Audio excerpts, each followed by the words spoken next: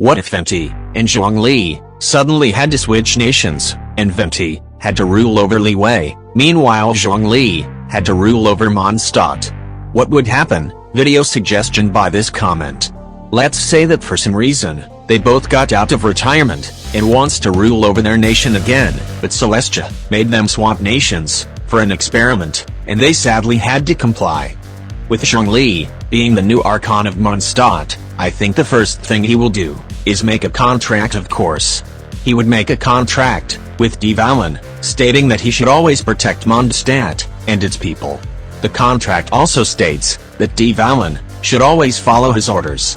He might also make one for Andreas, but I am not sure if he will even agree to his contract, since even he didn't follow Venti.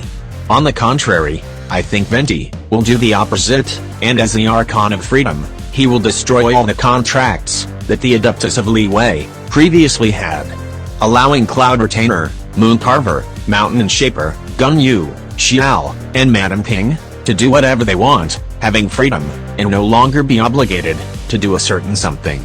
I think Zhongli would try to make the Knights of Favonius be more stricter, and probably would make new laws for them, like how he previously did with Li Wei. He would ask them to form a new group, whose goal is to catch those who break the law, and make them suffer the deserved consequences. He would probably lessen and restrict the consumption of wine, seeing as how many people are too obsessed with it. He also really values traditions and culture, and would try to make more people value the traditions of Mondstadt, like the Wayne Bloom Festival. Speaking of that, I also think he will choose a definitive Wayne Bloom flower. I personally believe he will choose Dandelion. He would ask for the construction of buildings that he might view as lacking in Mondstadt, like more restaurants, to showcase their different delicious foods, a theater of some type that can provide entertainment, a place where merchants of other nations can sell and showcase their products, and other basic necessities like a pharmacy, bookstore, and a bank to store more. I am not sure on what he will do with the Church of Favonius though. I think he will either do one of two things. Either he could try and make the church worship him instead of Venti, or just completely destroy the entire building. I think the former has the higher chance of happening. As for Venti's statue, he would probably mess with it, or tweak it in some way. Now let's go back to Venti at Li Wei. He would definitely introduce more different types of wine to them, and would request for more wineries to be built. He would also loosen up the laws more, giving the people of Li Wei more freedom, and don't always have to follow strict business rules every time, like having to work for 24 hours in a day. Other than that, I don't see him doing much change in Li Wei. Maybe he will request for a statue to be built for him, or a plaza for his bard performances. The reason why is because I think he will acknowledge how the people of Li Wei are trying to be independent without the leadership of their Archon, and would gladly give them the freedom to rule on their own and protect themselves. Now that we talked about on what Venti and Zhongli might add or change to their new respective regions, let's now discuss on how the vision holders would feel, seeing as how the Archon that they believed for so long is now suddenly different. Their ideals are pretty contrasting too, basically the opposite, freedom and contracts. So how will they react to this sudden change? For Klee, she might actually change nations, because of Zhongli basically banning fish blasting, and she is now unable to freely use her bombs in public, unless fighting an enemy. Also, if I remember correctly, in Klee's collected miscellany, the reason why Alice made her live there is because of the freedom atmosphere, and with it now basically being the opposite, she might make her live in a different nation, where she can freely use her powers and show her true self. Rosaria might also move to a different nation, because of wine being less available, and with the laws restricting more on the things she used to do. She also doesn't like too much work, and with Zhongli increasing it more for the better of Mondstadt, she might just move nations. Lisa maybe might move to a different nation, but it is a very big maybe.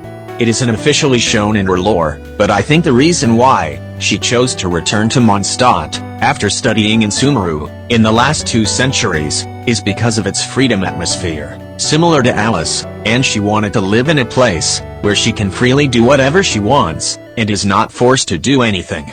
Barbara, Jean, and Noelle might not comply with the Geo Archon at first, because they have extreme loyalty to the Anemo Archon, but I think they will eventually follow him, even if it might take a long time, because they don't have much of a choice. Diluc and Iona, I think will see somewhat of the decline in their business, because Venti is no longer there to buy it all. They will probably struggle a little bit with more laws and changes, but it is all for the better, because Mondstadt will start to grow much larger, and is slowly, but steadily, increasing its economy. More and more people soon start to visit the nation, then Mondstadt eventually starts to become more organized, ordered, and fruitful, with the help of Zhongli's knowledge and wisdom. But the vision holders of Li Wei, Kei-Ching, might extremely disagree with Venti's ways, because she already started respecting and understanding Rex Lapis. She also somewhat doesn't understand on how his actions of freedom will contribute to the longevity of their nation. Although they still achieve the goal that they were striving for, being independent, without the help of an Archon. Ningguang would have to find new ways to use the law to her advantage in her business, because Venti made it a lot less stricter. It is the same for Yanfei, and she won't punish the people too much if they somewhat break the law, unlike how they used to do. I feel like Xiangling, Hu Tao, Xin Yan, and Baido would actually prefer this freedom type of ruling, specifically Baido, because she's a frequent violator of Li Wei's rules, as Ningguang states that she has hefty fines across her name. She also seems to enjoy the carefree way, with finding and solving things in her own style. With Xiangling, she now has the freedom to be able to cook and serve anything she wants, even if it is pretty weird. With Ganyu, Xiao, and the other adepti being free, they can now abandon Li Wei and freely roam around, but will they leave that nation though? Probably not.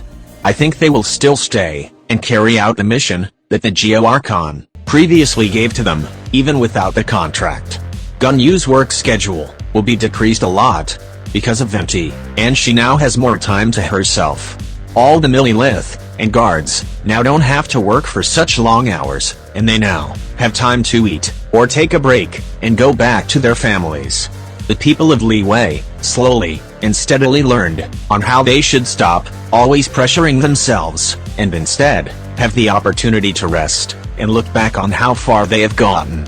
With Venti basically giving the leadership to the people of Li Wei like they wanted, the nation continued to prosper and grow, but this time, they have a new perspective given by the Anemo Archon.